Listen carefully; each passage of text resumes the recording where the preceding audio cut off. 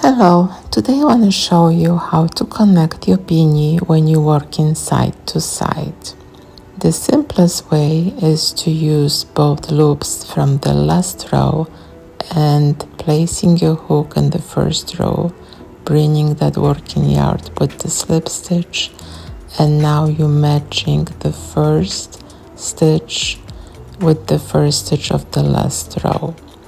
So depending on the stitch you use through the beanie, you may place your hook in the last row either in the front loop only or back loop only, but the easiest way is to go under both loops, working slip stitches in every stitch, connecting these two rows together.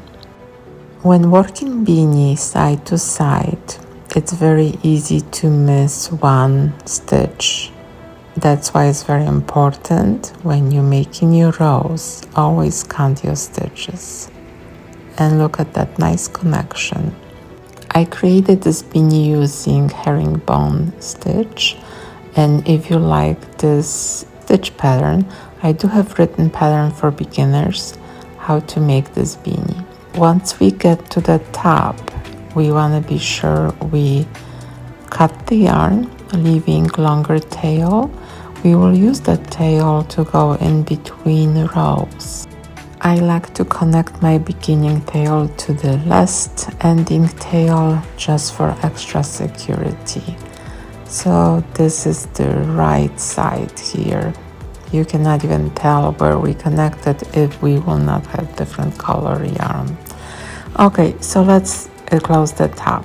You do not want this to be super bulky, so I'm picking up the stitches only every second row, and once that's done, I will pull the yarn tail as far as I can to close the top circle.